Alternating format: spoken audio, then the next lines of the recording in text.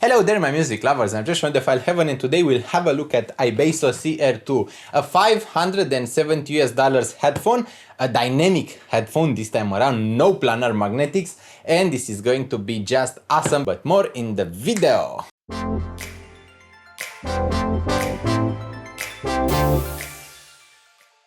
So welcome back to Audiophile-Heaven, I'm George and the SR2 is one of my favorite headphones this year. In the entire 2020, this one is not that expensive, it runs for 500 euros and I am going to refer to the price in euros in some of my videos because there is a lot of fluctuation on the US dollar and its value at this point, so I'm going to declare the price in euros, which seem to be stable at this point. At any rate, this is a dynamic open back headphone and I am so excited to bring the news about them because I listened to them before making this video and it is totally worth it. They have an impedance of 24 ohms and they have 108 decibels CPL, which means that they shouldn't be very hard to drive, at least theoretically, but in my personal experience they are incredibly hard to drive. And I will be honest to tell you this, but I needed a lot of power to drive them well. So if you have a smartphone and if you think you should get this one, I just suggest you don't. Don't get those if you only have a smartphone. Just get yourself an iBasso DAW. Get yourself a DX160 at least if you want to drive them well. They come with a large jack, the 6.3mm, which is made for professional applications. So iBasso actually wants you to take them seriously. They even have this superb case and the package is just so awesome. I mean it. I'm just blown away by what iBasso does with their packages. The first parts of the package is this little cardboard box which has spare tips. And I cannot tell you how many times I insisted that companies need to start including spare tips with their headphones and with their products in general. Look, those are spare tips, high quality spare tips for the iBasso SR2, and iBasso really listens. I mean, you would think that they are more expensive than FiiO is in general, but they are also higher quality in general for the same product. For example, if you are comparing the X7 Mark II or even the FiiO M11 Pro with the iBasso DX220, the DX220 tends to be better. If you are comparing the M15 to the DX220 Max, once again the DX220 Max tend to be a bit better. It is a bit more expensive, but it also tends to have a bit more to the quality. But more on that on the review of those products, and let's delve deeper into the package. You have a full manual for the SR2 and iBasso is always in the pursuit of perfection. You know that is true because if you heard any of their products, you know how high quality they are. That is pretty much everything inside this case, but don't worry, there is more extra in the main case. You also get a warranty card with your SR2 headphones and you have safety instructions and such, and I wished that other companies which made like true wireless earphones, which are very complicated to use, would make such an encompassing manual, because this manual is quite handy if you have a complex product. For a headphone it is not that much of a thing because you kind of just plug them in and you figure out what to do with them. This is the technical specification sheet for the SR2, and looking for the frequency response, this is how it looks like. They measure pretty well in terms of graphics. This is the carrying case of the iBasso SR2, and man, this actually looks like how a carrying case for an expensive headphone should look like. Just look at this. This is the type of quality an actual case at this price point is supposed to look like. This is the quality, this is the stuff. This is why I love iBasso and this is why I respect them and their overall products. And those are the headphones, the SR2. You may have seen some photos on the internet of them, but it's nothing quite like having them in person. They are even better when seeing up close. And just look at this. Look at the quality of the SR2. So far, they are a very dreamy headphone. And they even come with what I consider to be the best cable I have received with a headphone up to this date. I'm not even talking about custom cables, I'm talking about the default cable for headphones. And there are a ton of companies who make terrible decisions when it comes to cables. I mean, Audeze is okay, Meze tends to be somewhat okay, but when you look at Denon, what's up with those guys? What are those cables even? Why? Those decisions of making the cables such a low quality and outrageous lengths, and those cables for certain headphones are terrible, and I mean it. I am calling them out because I know that as a reviewer my job is to report to you what I find to be true, and it is to guide evolution. Our job as reviewers is to tell companies where they can improve and to help them improve, because if no one tells them, no one improves, we will never have better products. And just look at the cable for the iBasso SR2. This is the quality of the cable. This is the best cable I have seen in a headphone at this price point, and it didn't stop them from including a large 6.3mm cable jack, and this is how the jack looks like. It is a high quality jack. They didn't have to chip out on the jack either. They didn't chip out on anything. At the headphone side you have 3.5mm stereo jacks, and those are okay. They are very good quality, but the cable is so flexible. It is a high quality silvery cable. Look at this. This is hand braided. This is braided by hand. It has the perfect length. It is not too short, not too long. It is just what I wanted. The headphones have specific right and left ear cups, and they are written on the inside of each ear cup because the ear pads are also slightly angled. The frontal part of the earpad is slightly thinner than the back part of the earpad, which is slightly thicker, so that they can adjust and fit perfectly to a human head.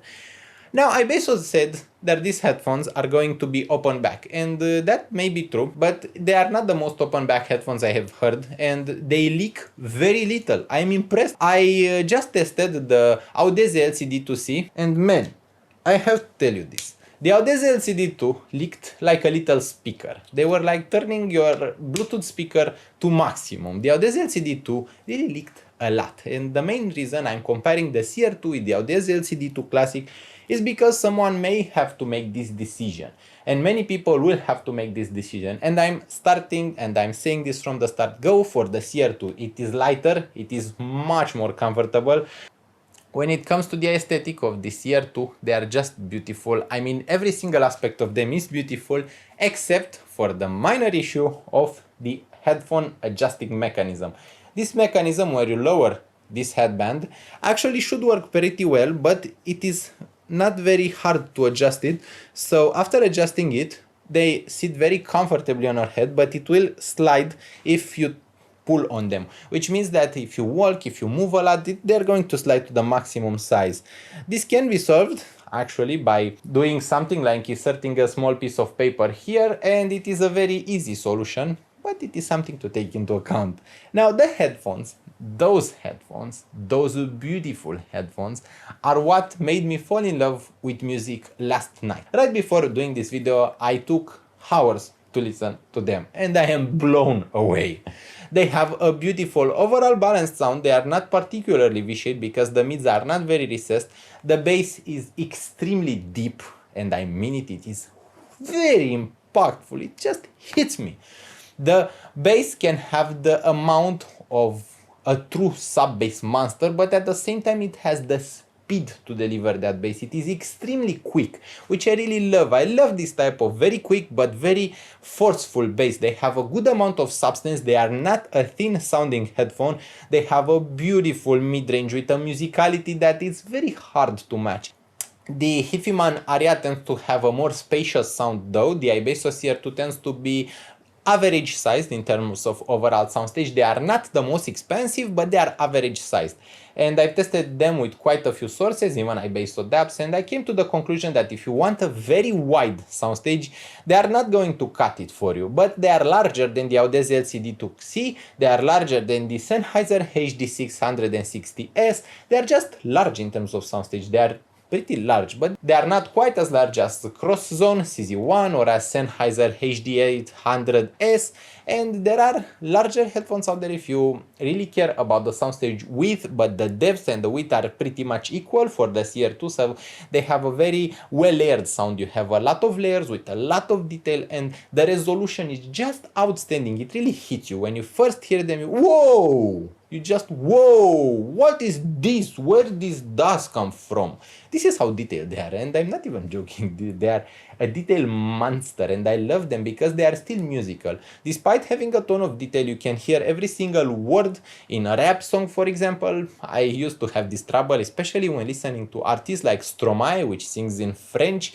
I couldn't really understand everything he was saying, and I had to read the lyrics, and I could somewhat make the words. Well, with the SR2, I make every single word without reading the lyrics. I understand the song.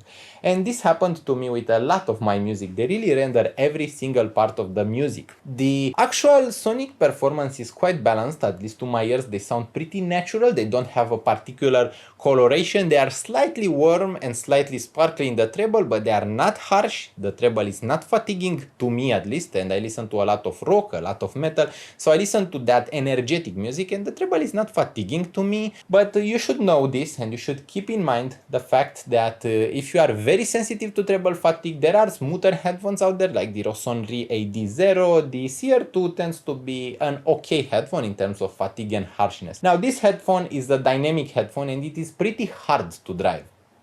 Something like my smartphone, the Redmi Xiaomi Note 9S, will not drive the iBasso SR2. It will not drive them at all.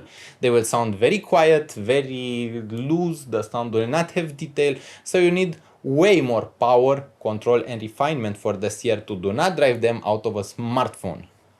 The iBasso DX220 Max will drive the SR2, and so will the original DX220, but the DX220 Max is a unique situation because you may end up wanting to not use the phone line out, the 3.5mm line out. You may end up wanting to use the balanced jack, and to do that I actually used the cable that comes with the Sigva P2 headphones. And to give you a quick comparison between the Sigva P2 and the iBasso SR2, the SR2 is quite a bit more expensive. The Sigva P2 tends to be more colored in the overall sound. The P2 has a specific coloration which makes everything sound a bit fuller, but at the same time a bit, it has like a sound that does, with every single drum hit you hear that wasn't there. Well, the SR2 sounds way more natural and doesn't have any particular coloration that I would consider unnatural. The Sigva P2 does have those colorations, and I don't really mind it. I mean, I'm okay with it, I like it, but at the same time, if you are someone who wants very natural sound and no colorations, you should go for the iBasso SR2 instead. Another thing about the Sigva P2 is that they are not quite as comfortable. The iBasso SR2 tends to be quite a bit more comfortable, and at their price point they are an amazing deal, while the SR2 is a bit more expensive, so it is natural that it is a bit better. Another headphone that people wanted compared with the SR2 was the Olo S4X from Olo, and comparing the two, I figured that the Olo S4X is way smaller. The ear cups are so much smaller than I can totally feel that size difference, and the sound is considerably more balanced, more natural and more refined in general for the SR2. The Olo is a bit more detailed in the mid-range in particular, but the iBasso SR2 has way more bass. It has better sub-bass extension, where the Olo S4X, although goes as low, it doesn't really quite go as impactful as the SR2, and the Olo has a smoother overall treble. They don't have quite that much of a treble sparkle, where the SR2 has all that treble sparkle for you to enjoy your music. I hope you'll enjoy your music as much as you've enjoyed this video. I really hope you did. I really hope you leave a like to this video to keep my motivation going up and more videos coming. I hope you'll subscribe to Audiophile-Heaven to be there with me for the next period of time. I hope you have a lovely weekend, and we'll see each other really soon. Bye bye.